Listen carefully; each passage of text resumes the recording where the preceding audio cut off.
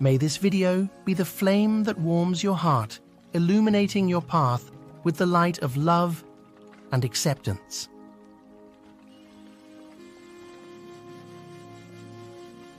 Visionary Women is a volunteer-run organization, and I know that every single person who is here is giving their time to one organization or another. And the fact that you have 9 million volunteers, and you were talking about the relationship between volunteerism and willingness, and that it's through willingness that you uplift your consciousness, if I'm quoting you correctly, or I'm understanding it. In some ways talking about how it could be a doorway to becoming a bigger person than who you are. See, before we come to women, first thing is visionary. What a vision means is, see, everybody has desires. Desire is an incremental way of enhancing our life. Today you desire, I must have a home, tomorrow you desire, I must have this money, tomorrow you desire something else. These are incremental ways of arranging and rearranging our lives, which are needed to do a few things. When you say, I'm a visionary, what you're saying is, I have a larger desire, which is not about just incremental improvement of my life. Desire is about me always. Vision is an all-inclusive process. So, this itself is a phenomenal thing. If people, instead of having desires, if they have a vision, vision is always all-inclusive. Desire is personal. Desire leads to incremental changes and improvements. Vision can transform the whole situation. I like music. So, about willingness, because you said you're a volunteer organization, to be a volunteer. A volunteer means somebody who is doing something willingly, right? There's no other compulsion. There are no financial compulsions, there are no social compulsions, there is no something else. You want to do something willingly. So when you're a willing participant, right now, you're a volunteer. I'm asking all of you, right now, are you compelled to be here or are you here voluntarily? Oh, thank you. Because I've spoken to conscripted people also. I've spoken in the prisons, I've spoken in many places. So you're here willingly. You're doing something willingly is the fundamental of your joy, isn't it so? Hello? However simple or stupid or idiotic activity it is, I'm doing something willingly, makes a world of difference, isn't it so? Hello? Yes. The difference between heaven and hell is just this. You're doing something willingly, that's your heaven. You're doing something unwillingly, that's your hell. We have already taken on attitudes, what we like and what we don't like. I like this person, I don't like this person. Now with this person I will do things willingly, with this person I'll do things unwillingly. This may be two people, two aspects of life, two communities, two nations, two many things. This I will do willingly, this I do unwillingly. This means I've decided in my mind this is good, this is bad. When I hear even on national news channels, good guys and bad guys, it just… once you have this kind of thing, you are going to be disastrous to the planet, it's just a question of time. The moment you decide, this is a good person, this is a bad person, this has gone deep into American society. No, there are no good people and bad people. Everybody is oscillating between the two. If you create a very pleasant, wonderful atmosphere, everybody behaves wonderfully. If you create an unpleasant atmosphere, a whole lot of people act nasty. Yes or no? There are joyful people and miserable people, but there are no good people and bad people.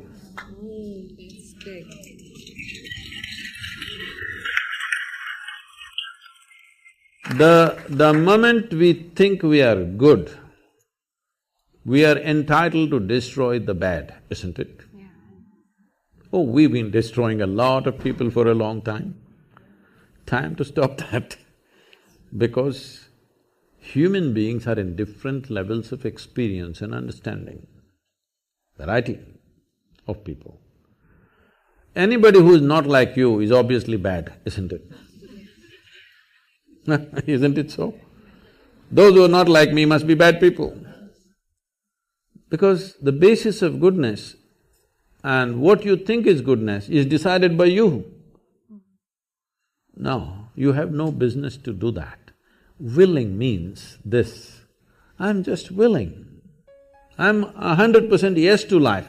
I am not yes to this one, no to this one, no. I am just yes and yes to life.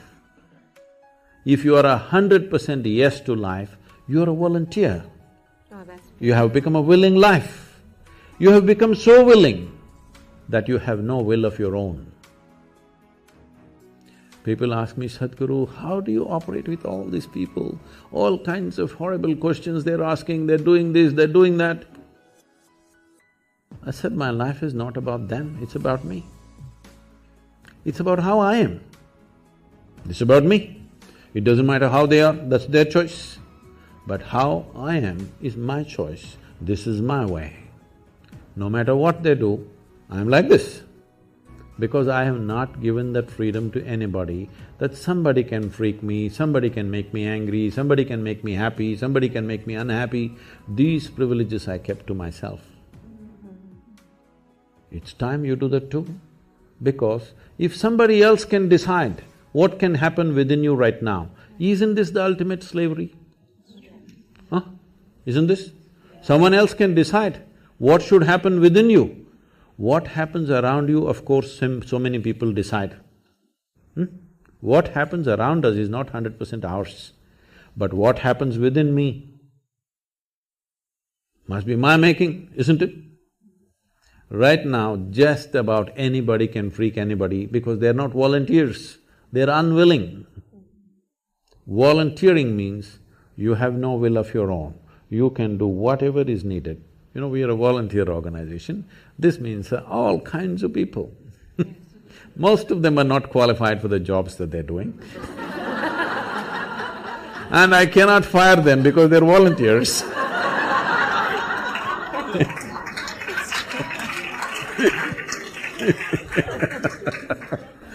So people keep coming up to me on a daily basis, Sadhguru, I can't work with this person, she's so horrible, I can't do it.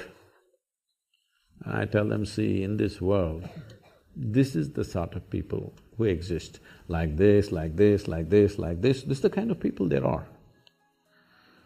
But if you want to work with ideal people, you must go to heaven. And today. Today. But if you think what you're doing is very significant, you must learn to work with all these horrible people. This is how the world is. If you think what you're doing is very significant, you learn to work with all kinds of people. You will see horrible people will do wonderful things. Yes? Yes. But if you want to work with ideal people, you won't find any. I haven't found one yet.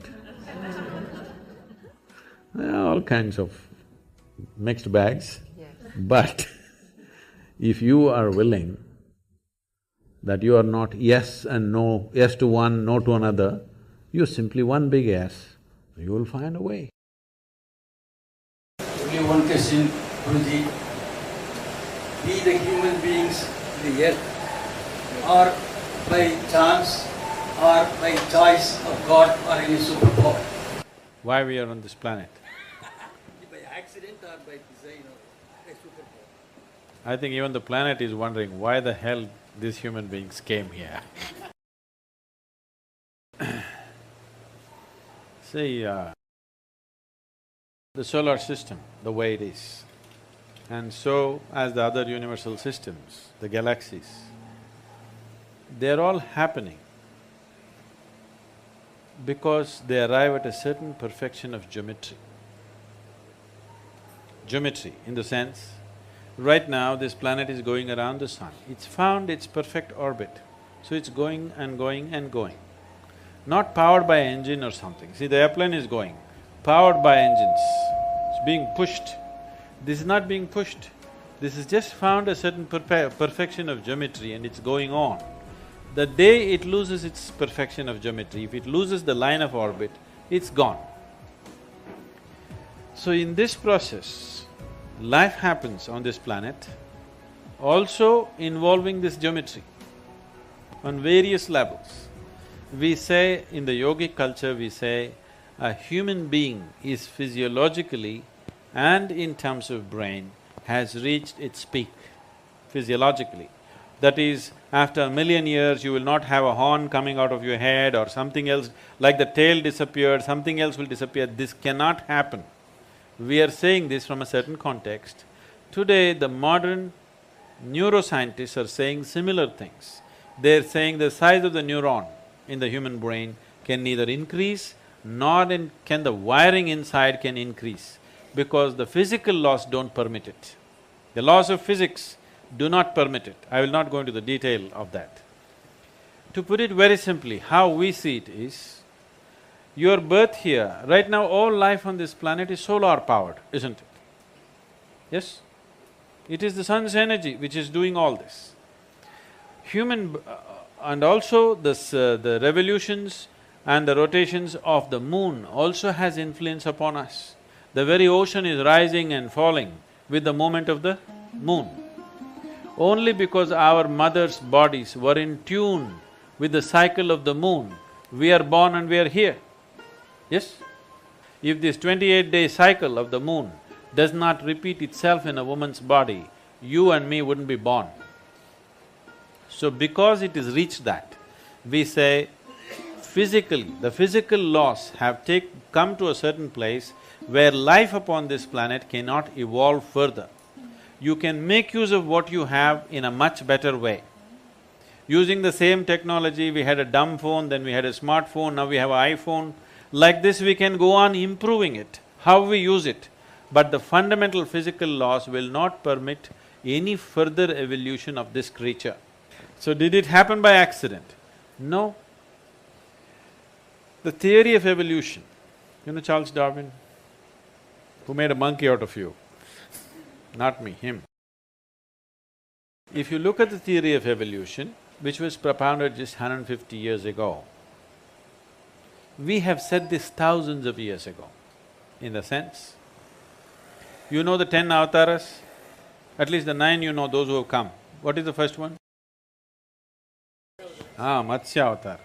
Matsya Avatara means fish or water life. All life on this planet started under water. What is the next avatara? Kurma Avatara, amphibious like a turtle, half in the water, half on the land. The next one is Varaha Avatara, a pig or a wild boar. Among the mammals, one animal which is strongly rooted in its body is a wild boar. See, we live next to the forest, we see this. The tribal boys can kill a deer with a stick. If you hit it with a stick, it'll fall dead. The local dogs will hunt the deer, but a wild boar, you try to kill him and see, it's not easy to kill him. You go smash him with a car, his spine is broken, still he will go, he will not stop. Because he's so physically rooted, his life is so physical. So the next form of life was Varahavatara. This simply means the creator is finding expression in first as fish, then as a turtle, then as a wild boar. Next one is Narasimha, half man, half animal. Next one is Vamana, a dwarfed man. Next one is a full-grown man but emotionally volatile man who is Parasurama. Next one is a peaceful man, which is Rama. Next is a loving man, which is a Krishna. Next is a meditative man, which is a Buddha. The next is supposed to be a mystical being yet to come. Okay? This is running very much in parallel lines with the Darwin's theory of evolution. Yes or no? It's in the same sequence, exactly in the same sequence. Darwin propounded his theory only 150 years ago. This was said 12 to 15,000 years ago. Adiyogi himself spoke about it. So, if you observe life, you can clearly see from what is inanimate, basic life formed. From that, life evolved. We've always seen it that way. Always we saw life evolved. Constantly, we are in every temple you go, there is a snake, there are various symbolisms all around the place, because even today in your brain, one part of your brain is a reptilian brain. You know, the core part of your brain is still a reptilian brain and it still functions, and we have different practices in yoga as to how to transcend this reptilian brain and allow the cerebral cortex to function. And today we have scientific evidence to show you. The University of California has done scientific studies on Shambhavi Mahamudra, the basic practice we teach usually. And they say if you practice Shambhavi Mahamudra for 3 months, the neuronal regeneration increases by 241%, a kind of percentage that's never been recorded in the history of any kind of research, okay? Just a simple practice for 21 minutes, 241% increase in your brain function and neuronal regeneration. This means as you grow old, you will become more intelligent. Usually young people think you're getting stupid. Yes, your brain is actually growing, you understand? It's getting better by the day. Now there is scientific evidence. We always knew this, but today a meter has to say it. If a man says it, it's not true. If a man says it, it's doubtful. But a meter has to say it. Now the meters are saying it. The meters are saying your brain is actually growing by doing a simple 21-minute practice. And you don't believe the meter. You just do the practice for 3 months and see, you will see how clear and how smart your mind is suddenly.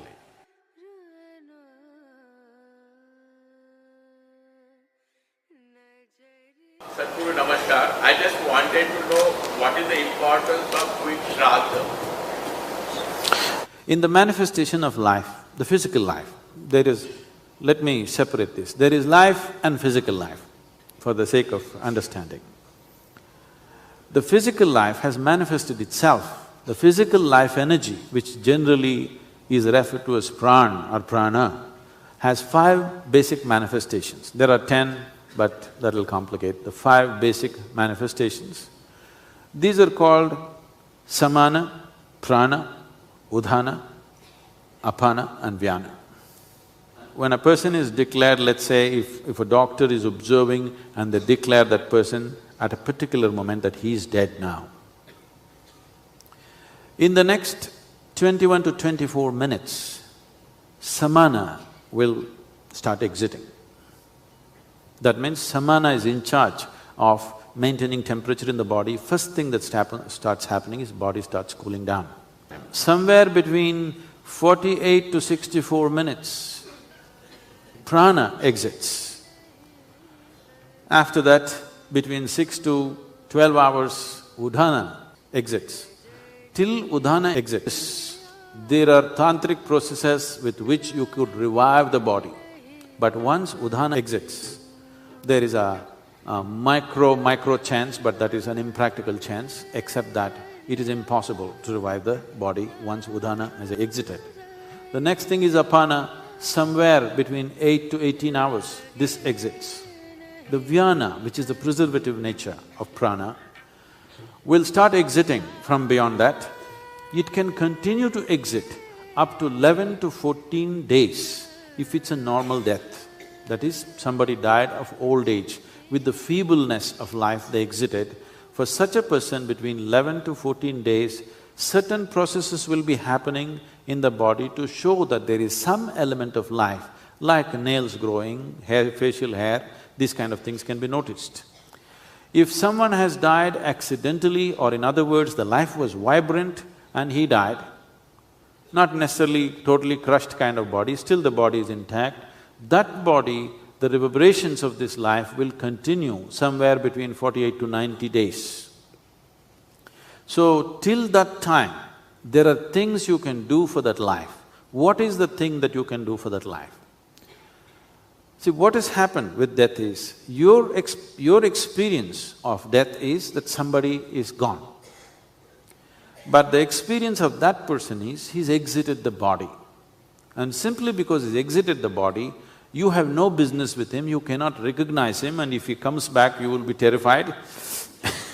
The people that you love, if they pop up, there'll be terror, not love.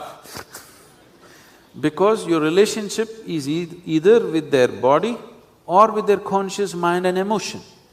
These things have been left behind. The body has been left behind and the conscious intellect and the discerning mind has been left behind. Now, in terms of mind, it is just a bunch of information which has certain tendencies of its own. Natural tendencies which are finding expression in a certain way, there is no discerning mind. Once there is no discerning mind, if you put one drop of pleasantness into this mind which has no discerning capability, no intellect, now this pleasantness will multiply a millionfold. If you put a drop of unpleasantness, that unpleasantness will multiply a millionfold. It's like your child who doesn't have the necessary discernment, he goes out to play. He doesn't know when to come back. Till he's exhausted and he can't do any more, till then he wants to play because he doesn't have the necessary discernment, okay, it's time to go. Similarly, this is an extreme state where it is much more than a child, where completely the discerning mind is absent. So now whatever quality you put into it, it will multiply a millionfold. This is what is being referred to as hell and heaven. If you go into a pleasant state of existence, this is called as heaven. If you go to an unpleasant state of existence, this is called as hell. These are not geographical locations. These are experiential realities that a life which has become disembodied is going through.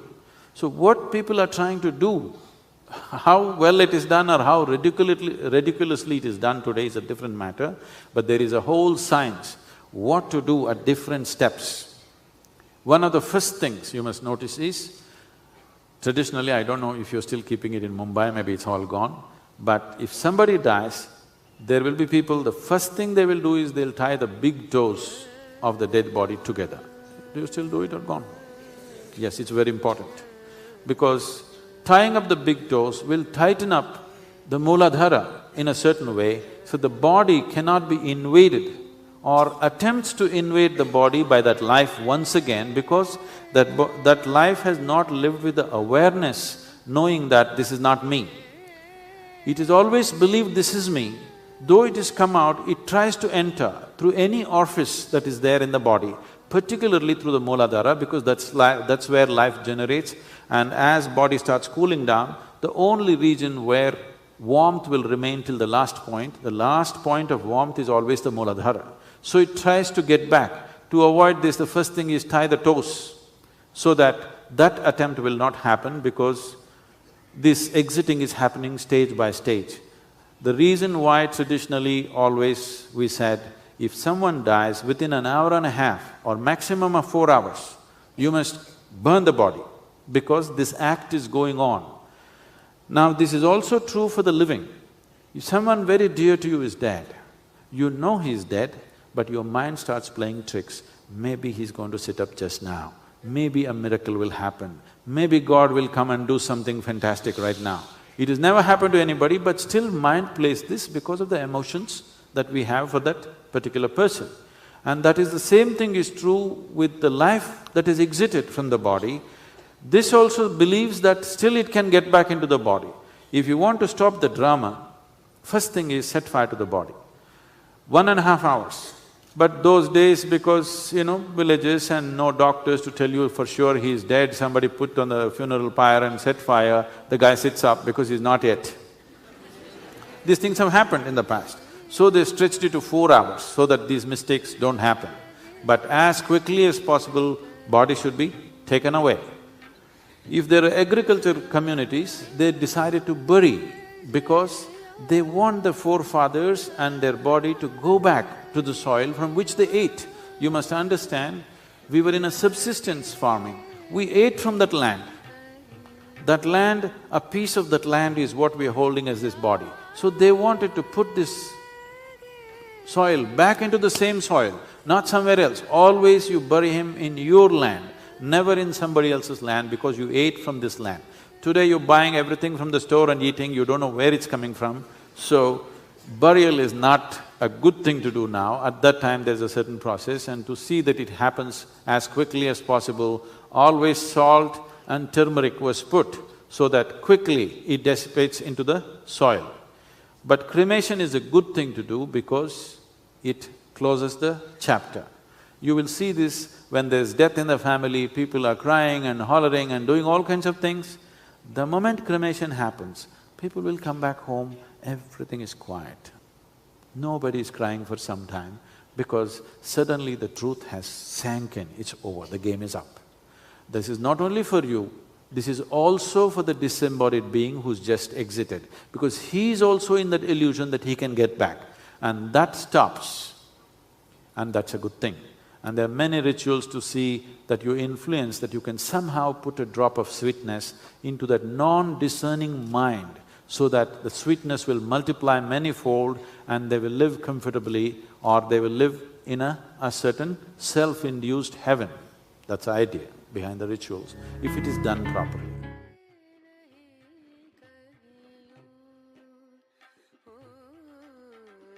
See, you must be like God, that you are a silent partner, then it works. Just like God. Whatever anybody does, just learn to be like God. Never intervene in anything. Every day in the morning, every kind of idiot will tell you what you should do today. You just listen. Just like God. Marriage will work. It may not work with your profession. See,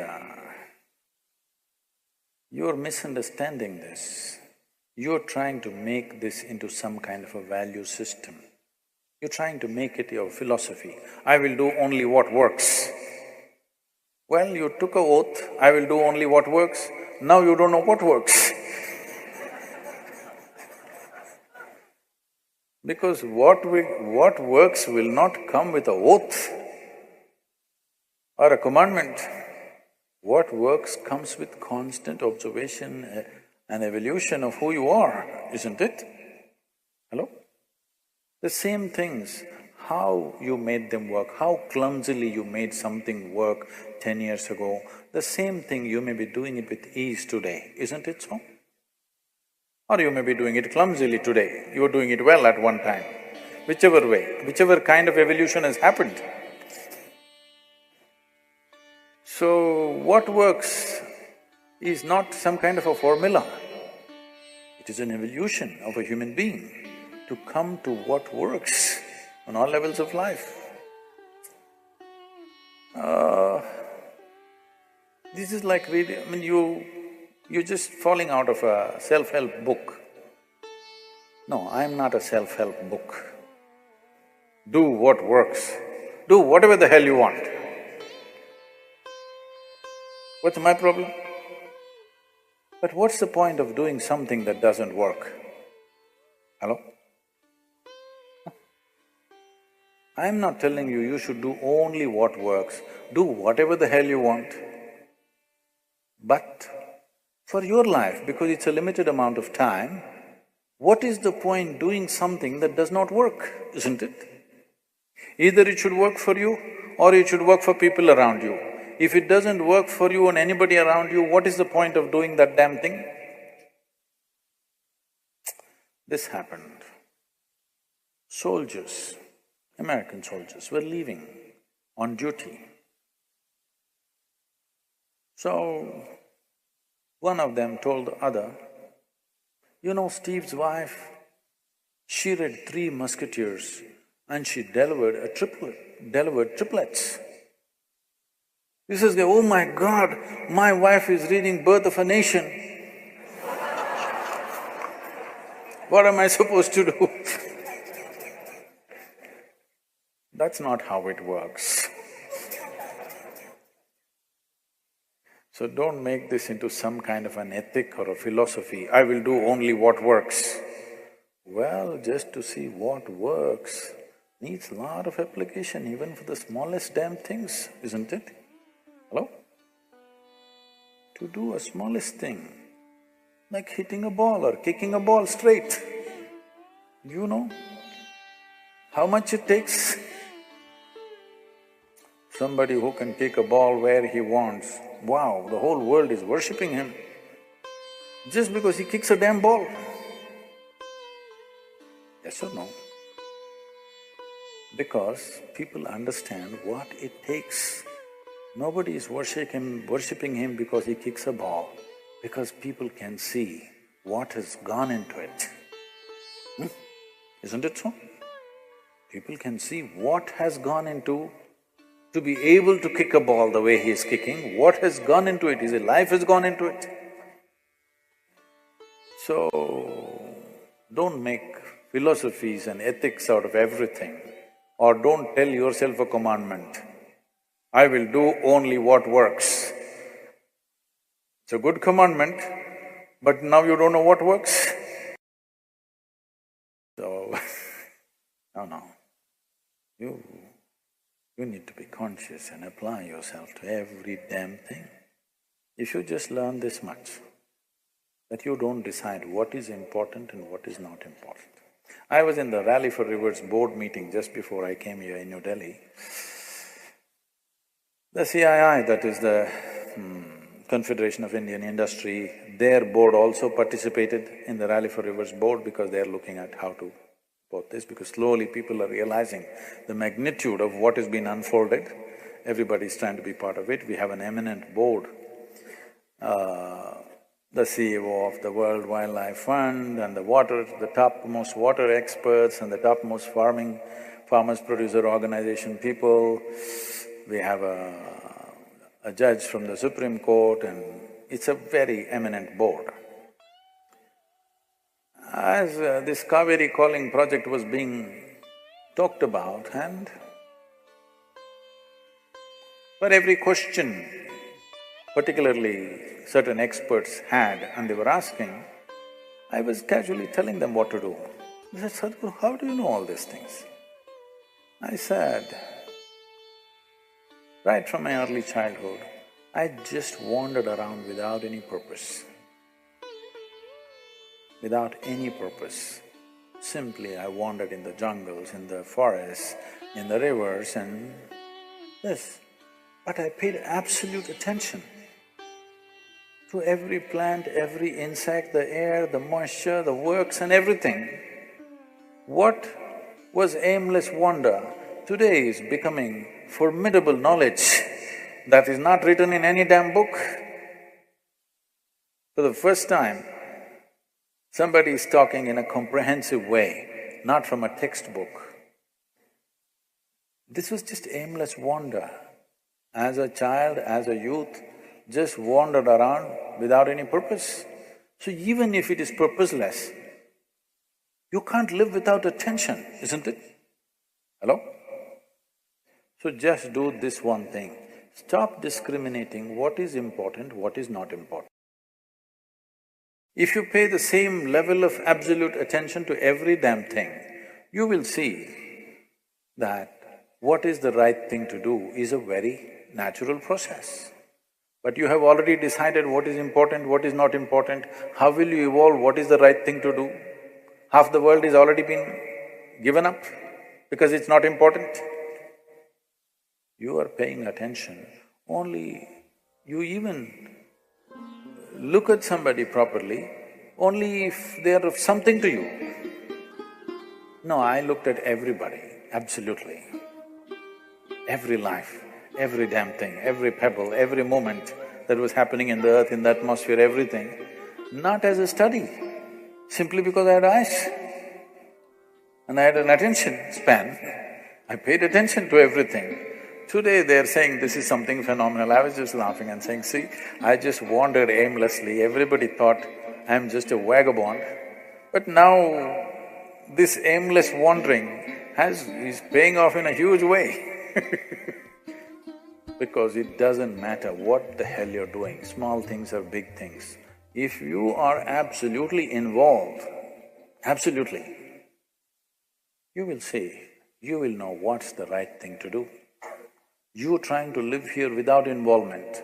This is why you have morals, you have ideals, you have ideologies, you have values, you have ethics, you have commandments, because you are trying to live here without involvement. You want ready-made formula. What is the right thing to do? Thou shalt not, thou shalt not, thou shalt not. Did the world get fixed, I'm asking? Every goddamn school-going children knows what is the right thing to do. Has it worked? It's not worked because you think there is a substitute for involvement. There is no substitute for involvement. Where there is no involvement, there will be no life. So don't try to make formulas or ideals or ideologies out of life. All life takes is absolute involvement, unbridled involvement, not distinguishing who is who, what is what, just absolutely involved with everything that you're in touch with right now. If you do this one thing, well, according to your level of intelligence, and nature also should yield. With all this, you will know what is the best thing to do, given your perspective, of course. See, right now, if you bring a man of certain capability, he may do something in a given situation. That's not the right thing to do for you, isn't it? You must know what is the right thing for you to do in a given situation. You won't be able to do what he does. You must be able to do what you can do to the best of your ability. That is the right thing to do in your life. You don't try to do like somebody else. So that will be the problem the moment you decide what is the right thing to do. No, there is no ready-made solution. Involvement. There is no substitute for involvement. Where there is no involvement, there is no life. Let 2019 be a life of absolute involvement, because if you want to experience this life, you need involvement. Whatever the hell you do, will you do it with absolute involvement in the coming months? See, I'm a really nice guru, okay? I'm a really nice guru. Because I'm not telling you, this is the thing to do. Everybody who came are always trying to tell you, this is the thing to do. I'm just telling you, do whatever the hell you want. Do it well. And that cannot be done without involvement, isn't it? Huh? Small things and big things. Will you do it with total involvement? How you wake up in the morning, total involvement. How you brush your teeth, total involvement. How you shit, total involvement. How you eat, total involvement. How you do your Shambhavi, total involvement. Everything that you do not distinguish what is small, what is big. When I said shit, you said he. Okay, then don't do it. If you think it is not important, or if you think it's dirty, you should not do it. I'm saying, do not make a distinction what is filthy and what is sacred. This is where the key is. Because involvement means unprejudiced inclusion also. The moment you say, this is sacred, this is filthy, can you involve with the filthy? Hello? You will be constipated. Yes, and then nothing will work. So 2019, a year of absolute involvement, indiscriminate involvement. Not indiscriminate action, indiscriminate involvement. Can you look at a weed outside with as much involvement as you would look at your child? This is all you need to do. Just bring this kind of involvement, unprejudiced, absolute involvement. You will see life will blossom in a wonderful way. 2019, you must blossom. Those who are chasing enlightenment, just relax a bit and just be involved with whatever the hell you're doing. Life will happen in a wonderful way.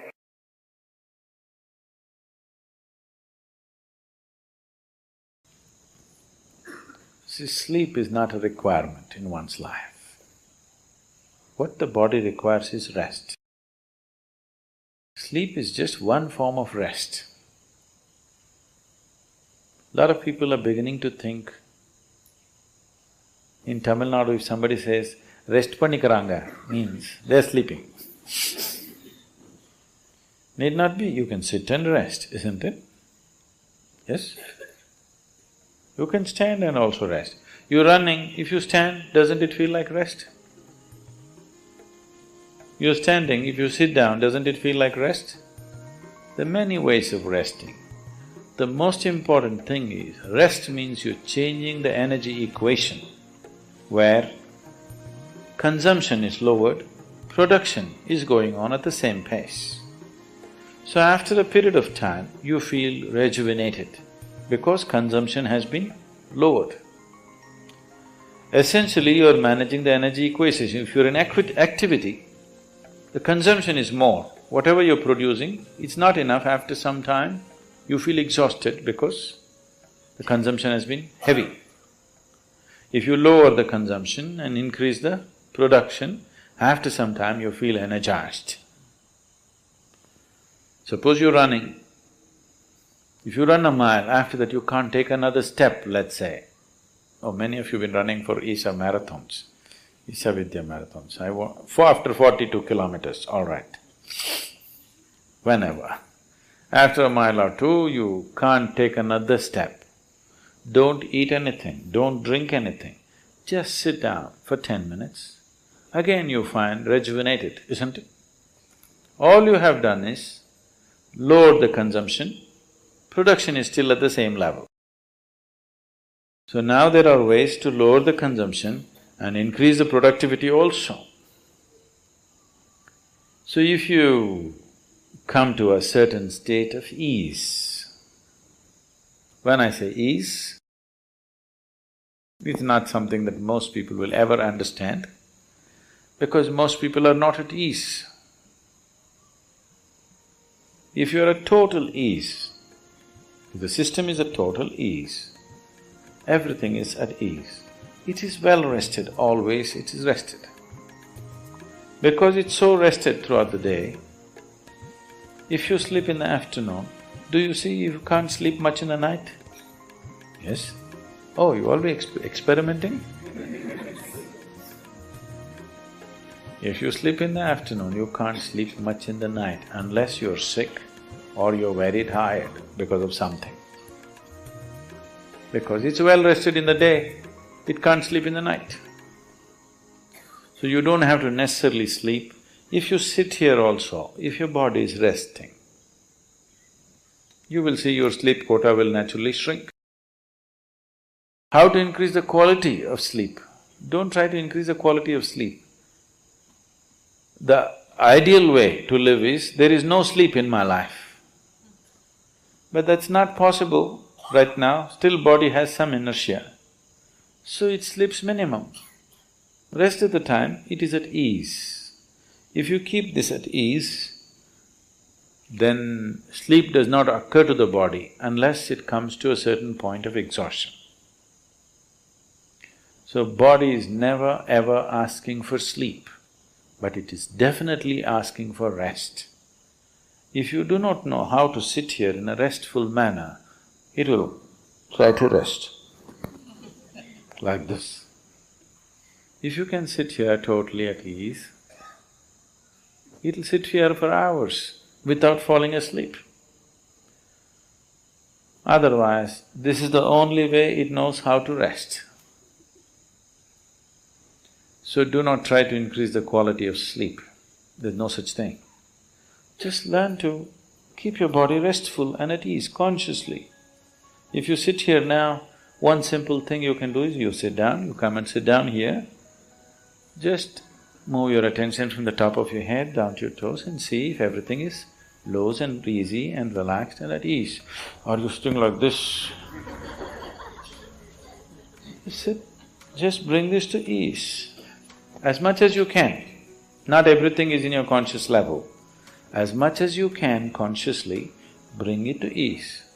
You will see suddenly if you are the kind who'll fall asleep at 10 o'clock, If you simply 1 hour you sit here at ease, you will see your sleep will get postponed by half an hour. You won't feel sleepy at 10. Naturally you're awake. So instead of trying to increase the sleep quality, now you increase the quality of life. If you increase the quality of life, when I say increasing the quality of life, nothing in your life, whatever you may be doing, from simple breathing to any complex activity that you do in your life, the quality of that will not improve if you cannot do it with ease. Is that so? Only when you can do something with total ease. Let's say you're riding a bicycle. If you're riding like this, you can't say you're enjoying your cycling. If you can ride it with ease, with so much ease that even if you take off your hands, it'll go only straight, the way you want it to go. You're at ease. Because that you're at ease, the quality of your cycling has improved, isn't it? So these two things are connected. So if you enhance the quality of your life, naturally sleep quota will go down. If the quality of your life goes bad,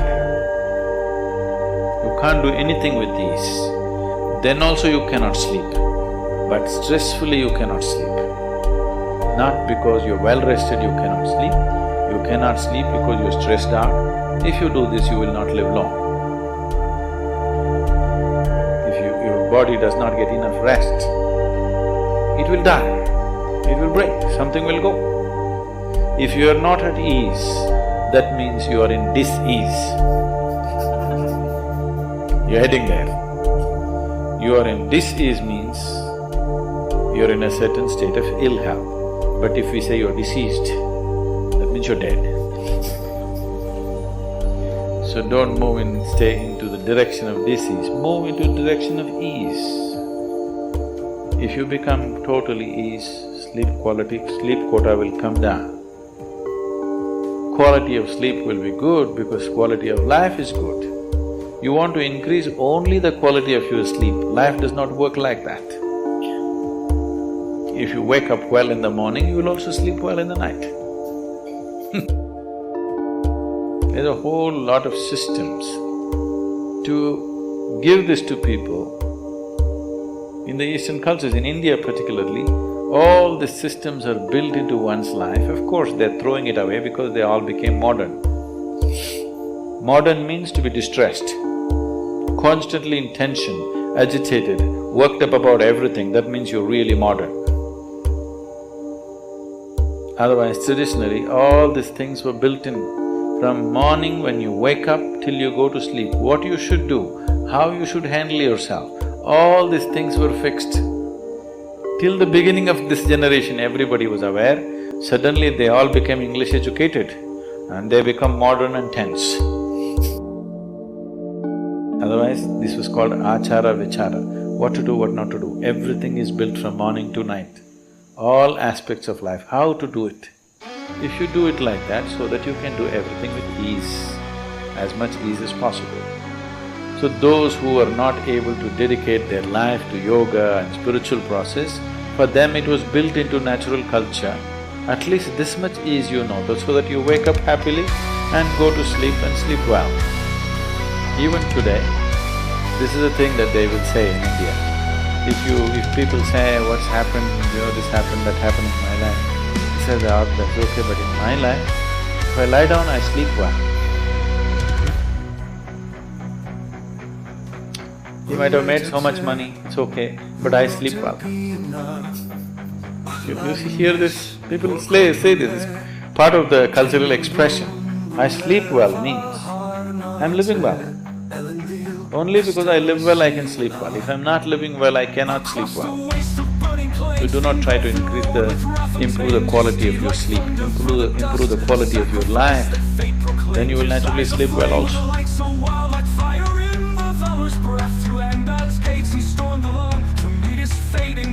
We appreciate you being part of this incredible journey. Keep exploring our channel for more inspiration and transformative insights.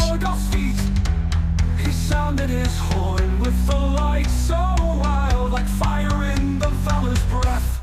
Till Anban's gates he stormed alone to meet his fate in glory's death. To meet his face, the fate proclaimed his sacred blow below God's feet. He sounded his horn with a light so wild, the brazen doors were clawed and turned to speed like thunder through the dust. A sacrifice that fate proclaimed. His eyes aflame with a light so wild, like fire in the valor's breast. To Rangman's gates he stormed alone to meet his fate in glory's death. The sons of farewell driven lost, and didn't know those grim defeats would shatter hope in fury's call. He charged alone to Mordor's feet, sounded his horn with a thunderous cry. The brazen doors replied in turn, and called the Dark Lord forth to fight with a rage that none could spurn. Under blackened skies they clash in fire, a dance of steel, a test of wills. In every blow, a hero's pyre, as blood meets stone, the earth stands still. On the hammer fell from heights, a force of doom and boundless hate. But Fingolfin, swift as a striking hawk, evaded death, defied his fate. His silver mail and crystal shield, they glimmered bright against the dark, like a lone star's defiant light, a guide through shadows cold and stark. With every swing of Ringill's blade, the giant trembled, strength unmade, by a king who dared to stand alone, who knew the weight of choices made. 7 wounds he dealt that night, 7 cries rang out in pain, as Angband's hosts looked on in fright. They fell to earth like sudden rain. The ground, a blackened skies, they clash in fire, a dance of steel, a test of wills. In every blow, a hero's pyre, as blood meets stone, the earth stands still. The ground gave way to pits of grief, beneath Morgoth's iron tread, yet still the elven king arose.